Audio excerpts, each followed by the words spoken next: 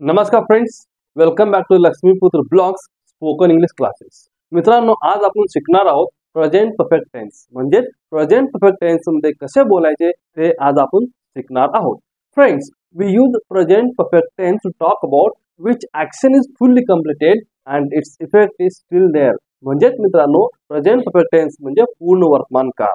पूर्ण वर्तमान काळात जी क्रिया पूर्ण घडलेली आहे, झालेली आहे, ते दाखवण्यासाठी आपण प्रेझेंट परफेक्ट टेन्स पूर्ण वर्तमान काळ यूज करतो यानी की बोलतो.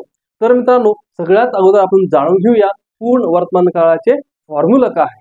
पूर्ण वर्तमान काळाचे फॉर्म्युला आहे सब्जेक्ट प्लस हॅव और has plus V3 plus object. हे आहे पूर्ण वर्तमान काळाचे फॉर्म्युला. मित्रांनो, फॉर्म्युलाच मी सगळ्यात अगोदर काय सांगतो की फॉर्म्युलाच आपल्याला सेंटेन्स बनवायला मदत करते आणि फॉर्म्युला जर आपल्याला माहिती असेल तर आपण करेक्ट इंग्लिश बोलू शकतो. Formula is very important friends to talk fluent English और to talk correct English. So friends, let's start. मी तुम्हाला आता फॉर्म्युला सांगितलं आहे. तर फॉर्म्युला नंतर दुसरी गोष्ट आहे ते आपल्याला V3 पण माहिती पाहिजे. प्रेझेंट परफेक्ट टेन्स मध्ये आपण फक्त क्रियापदाचे तिसरे रूपच यूज करतो. क्रियापदाचे 3 रूप असतात: गो, वेंट, गॉन. गो फर्स्ट रूप, वेंट सेकंड रूप आणि गॉन थर्ड रूप. मीन्स फर्स्ट, सेकंड, थर्ड असे 3 रूप असतात. पण आपण प्रेझेंट परफेक्ट टेन्स मध्ये फक्त आणि फक्त क्रियापदाचे तिसरे रूपच यूज करायचं. हे झालं आपलं second point. First point formula, second क्रियापदाचे तिसरे रूप and third is very important. मित्रांनो, जर तुमचं सेंटेन्स मध्ये सब्जेक्ट आ, यू, वी, ते, स्टुडंट्स आणि एनी प्लुरल नाउन असेल तर त्यानंतर कंपल्सरी काय यूज करायचे? हॅवच यूज करायचे. आणि जर तुमच्या सेंटेन्स मधला सब्जेक्ट ही, सी, इट आणि एनी नेम यानी की नाव सुरुवात होत असेल, तो सब्जेक्ट मध्ये नाव असेल, सिंग्युलर असेल, तर तुमचा सब्जेक्टच्या नंतर इमिडिएटली काय येणार आहे? हॅज येणार आहे. ह्या दोन गोष्टी लक्षात ठेवा. So friends, I have told you that about formula and when to use have and have, and next we must use only third form of the verb in present perfect tense. Friends, now we'll see how to make the sentences.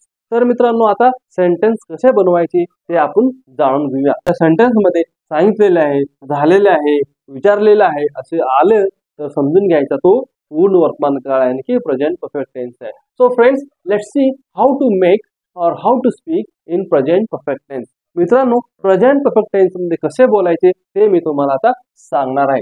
सगळ्यात अगोदर मी तुम्हाला सांगितलं होतं काय, तुम्ही subject यानी की formula लक्षात ठेवा. तर बघा, सब्जेक्ट आहे सगळ्यात अगोदर. फॉर्म्युला घेऊनच आपण सेंटेन्स बनवायचा. फर्स्ट काय आहे, आम्ही आय घेतलो. I is what here? Subject plus and I नंतर आ, यू, वी, त्यानंतर काय येणार आहे? हॅव येणार आहे. यहाँ पे कंपल्सरी काय करायचं? हॅवच यूज करायचं. तुम्ही कुठलाही वर्ड आणायचंच नाही. हे फॉर्म्युला आहे, ते फॉर्म्युलाच फॉलो करायचा. आणि त्यानंतर subject subject plus have plus V3 यानी की क्रियापदाचे तिसरे रूप V3. आणि next remaining part of the sentence. Verb नंतर जो पार्ट येतो ते झालं आपलं remaining part of the sentence यानी की ऑब्जेक्ट. काय डिफिकल्ट आहे मित्रांनो यामध्ये? Very easy. Let's see. I, subject, have, helping verb पण बोलू शकता तुम्ही. त्यानंतर V3 third form the verb, त्यानंतर object remaining part of the sentence. तर सेंटेन्स होईल I have told about study. मी तुम्हाला अभ्यासाबद्दल सांगितलेला आहे. त्याचा मराठी मीनिंग आहे मी अभ्यासाबद्दल सांगितलेले आहे. तर चला आता दुसरी सेंटेन्स बघूया. Students have passed the examination. So विद्यार्थी परीक्षा उत्तीर्ण झालेले आहे. त्याचं मराठी मीनिंग असं होते. तर स्टुडंट्स काय इथे? Subject subject subject plus have और हॅज. स्टुडंट्स प्लुरल आहे. प्लुरल असेल तर काय येणार आहे? Have. So we can also call this have helping verb. Subject subject plus have have plus past V3. V3 means क्रियापदाचे तिसरे रूप. Past past past. and next remaining the examination. Students have passed the examination. Remaining part of the sentence. Object विद्यार्थी परीक्षा उत्तीर्ण झालेले आहे. And third sentence is he has gone to Mumbai. Now he, see it, any name singular, then there will be has. Sentence number 3, he has gone to Mumbai. He, see it, name यानी की singular असेल तर आपण subject नंतर immediately काय use करतो? Has use करतो. Subject plus has plus V3 gone V3 क्रियापदाचे तिसरे रूप and to Mumbai is object remaining part of the sentence. So he has gone to Mumbai. तो मुंबईला गेला आहे अथवा तो मुंबईला गेलेला आहे. अशा पद्धतीने आपण सेंटेन्स मराठी टू इंग्लिश और इंग्लिश टू मराठी ट्रान्सलेट करू शकतो. फक्त आपल्याला काय माहिती पाहिजे, हे फॉर्म्युला आहे ते आपण लक्षात ठेवलं पाहिजे. त्यानंतर बघा, what is subject in fourth sentence. Narendra is subject.